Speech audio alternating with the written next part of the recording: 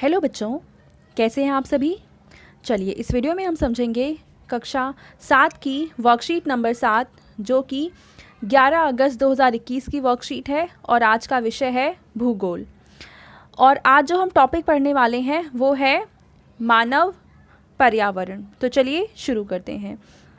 मनुष्य पर्यावरण के साथ पारस्परिक क्रिया करता है और अपनी आवश्यकता के अनुसार इसे बदलता है।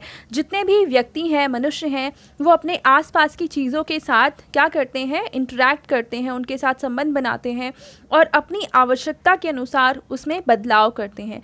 जैसे मान लो हमें कुर्सी चाहिए तो हम क्या करेंगे, पेड़ को काट के उसकी लकड़ी से हम कुर्सी बना लेते हैं, या इस तरीके से हमें जो जो चीज़ें चाहिए उस तरीके से हम अपने पर्यावरण में परिवर्तन करते हैं, बदलाव करते हैं। प्रारंभिक मानव ने स्वयं को प्रकृति के अनुरूप बना लिया था। उनका जीवन सरल था एवं आसपास की प्रकृति से उनकी आवश्यकताएं पूरी हो जाती थीं। जो हमने पढ़ा है आदि मानव के बारे में, वो किस तरीके से रहते थे कि प्रकृति में उन्हें जो भी चीज़ मिलती थी, पेड़ पौधों से फल मिलते थे, वहाँ से वो खा लेते थे, नदियों से तालाबों से पानी मिल जाता था और जानवरों से भी भोजन मिल जाता था। इस तरीके से वो जो लोग थे उन्होंने अपना जीवन प्रकृति के अनुसार ही जीना शुरू कर दिया था।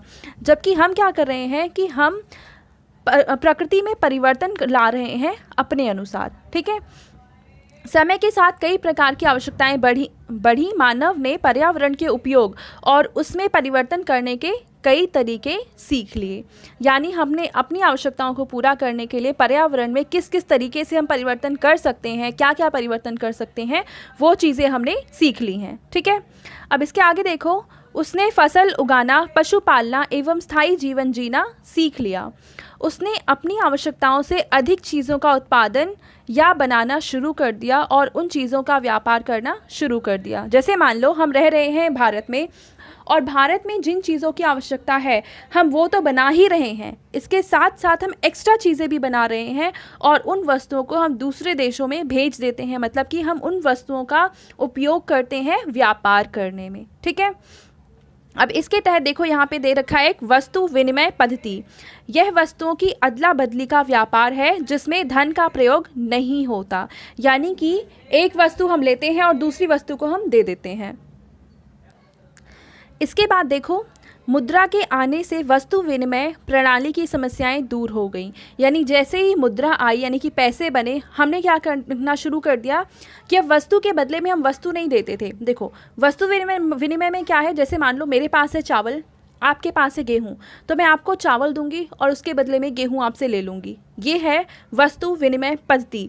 पर मुद्रा के आने से क्या हुआ कि मेरे पास पैसे हैं, मैं जाऊंगी दुकान पे, मुझे जो जो चीज़ें चाहिए उन पैसों के बदले में मैं वो चीज़ें खरीद लूँगी। आजकल प्लास्टिक मनी यानी कि डेबिट और क्रेडिट कार्ड और ऑनलाइन मनी ट्रांसफ़र का भी उपयोग किया जाता है।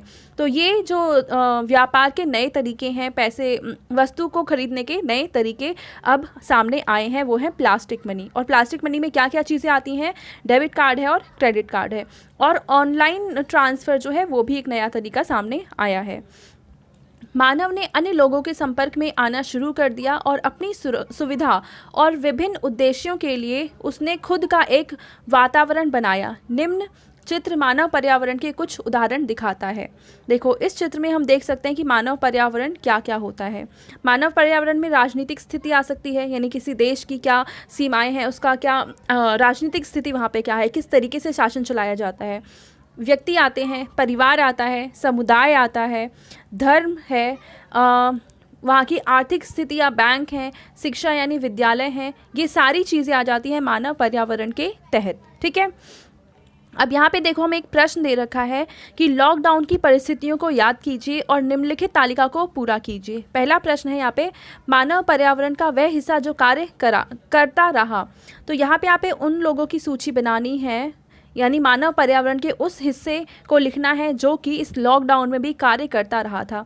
और यहाँ पे आपको मानव पर्यावरण का वह हिस्सा जो कार्य नहीं कर पाया, तो आपको वो लिखना है जो काम नहीं कर पाया।